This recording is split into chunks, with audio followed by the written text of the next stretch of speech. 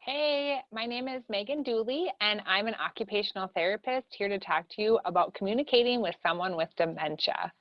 Learning to communicate with a person with dementia is very important for increasing their abilities to participate in daily activities. I just want to provide you some ways to simplify verbal and nonverbal communication to improve participation of the client and decrease frustration as a caregiver. One of the first things I kind of want to touch on is visual and verbal communication is very important when trying to convey information to your loved one. The first step should always be introduce yourself. As dementia progresses, clients start to lose their ability to identify who someone is, or they may confuse somebody with someone else. So if you're the child or the spouse, they may confuse the two of you, or they may actually identify you as maybe a sibling or their parent from back in their younger years. The second thing you really want to make sure of is that your verbal information is short and simple. As dementia progresses, it is very difficult for an individual to take in all those extra words and really pull from that what you're asking of them. So keeping it simple to yes, no type of questions or either or type questions. We can either go to bed or we can sit and watch TV. Do you want to eat lunch now? Yes or no? Avoid negative words or demanding the individual to do something. You don't want to tell them don't do that, or you're not supposed to be doing that, or raising your voice or anything like that. Don't demand them to do something. Get up right now. Take off those pants. Give them options, give them choices, and allow them time to process and then respond to your questions. Avoid interrupting the individual with dementia and don't argue with them.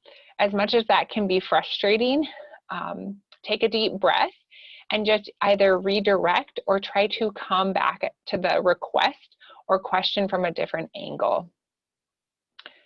At times, you may be able to use humor to try to de-escalate a situation, but make sure that that humor is not directed at the individual with dementia.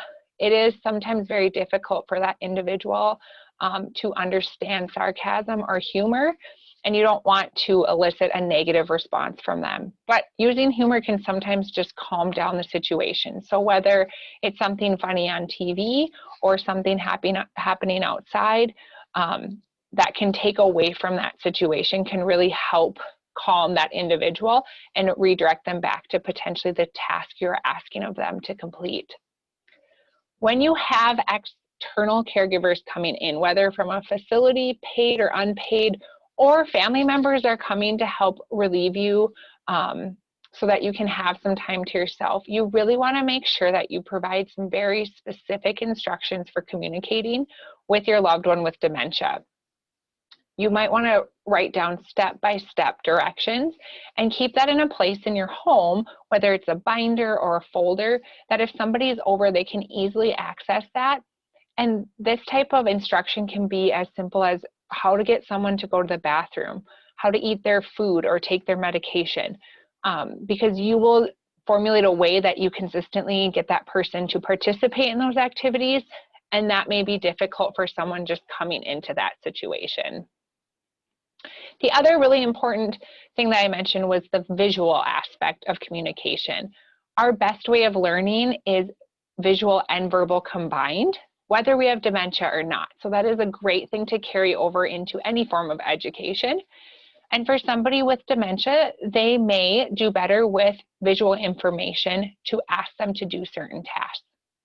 I have an example here of a basic visual example that I used with a client to be able to help them identify the process of toileting.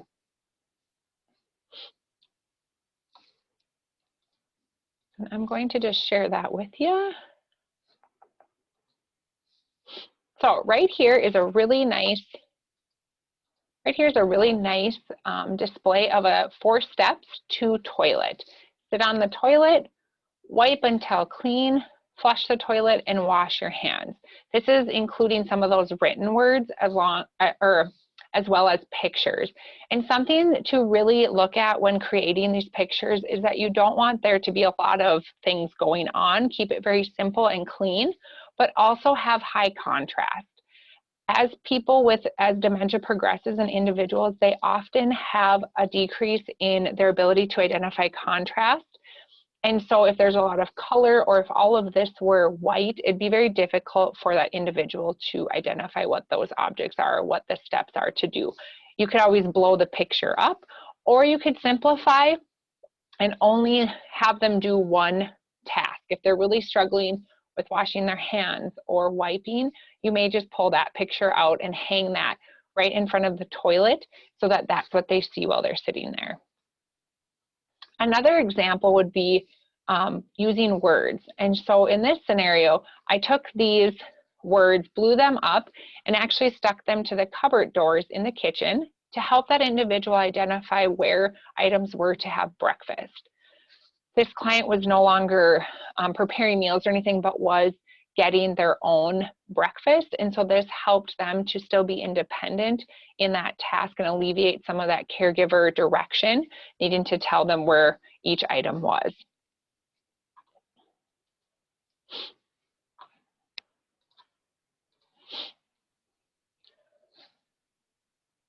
The other big area that you want to focus on is nonverbal communication. This is very important, and research has shown that even individuals with or without dementia, we still receive nonverbal communication quite similarly, which is good because we know that nonverbals can give off a positive feeling or a negative feeling. So you really want to make sure that you're eliciting positive nonverbals. Be open to that person. Sit down to their level when communicating. Try not to speak in a demanding or angry tone. Try not to cross your arms or stand or come off to them as standoffish. Also, try to use universally understood expressions, smiling, nodding, hand signs, or in most cultures, touch can be seen as a affection or a kindness. Just make sure that that individual can see you so that you don't startle them. But gently putting your hand on their hand can help to calm them and know that they're, maybe not having to feel afraid or alone or whatever that may be.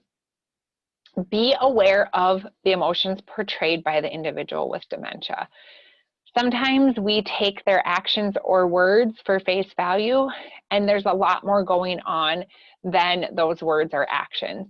So try to dig deeper into what may be going on. They may yell and say no, or say I don't want to, or not respond at all to you requesting them to participate in an activity. But you may see that they are, maybe hunched over in pain. Maybe they're picking or scratching, and so there's some sort of irritation going on that they can't tell you about. You may want to check and see if they are having any pain, which may be just simply asking. If they can't identify that they are having pain, you may need to talk to a doctor or a professional and get them in. But just don't take their initial words or their anger or their lashing out at you or lack of response as them not caring. There's typically a lot more going on. They might be simply tired. They might be bored. And so just try to get to know the emotions that can be displayed despite whatever words are coming out. And finally, take a break. If you are very frustrated with your loved one, it's been a rough day, or they're having an off day, and you're asking them to toilet, to get dressed, to get in the car, to go to an appointment, and there's a lot of refusal, and there's a lot of maybe rebuttal or comments, just take a break. Make sure that your loved one is safe. Make sure that they're okay, and remove yourself from that situation, whether it's just going into another room, calling someone. You can call the Alzheimer's Association hotline if you need that, but you also may be able to just step outside for a minute, go into a room and read a book for 10 minutes and just decompress. But it is okay to take a break. And that will also allow that individual with dementia to decompress and kind of reset. And then you can find that energy to come out and maybe approach the situation in a different way and try some of these tactics. It all takes practice. No one is perfect at it, and we all have our own stressors and things that we deal with every day that can increase our patience and ability to implement these skills and strategies in communication. And sometimes we're not gonna do the very best because we have a lot of other things going on. So don't be hard on yourself. Don't be disappointed in yourself. Just try your best and it will show, and that person knows that you care and you know you care. So don't be tough on yourself when the day is just a little off.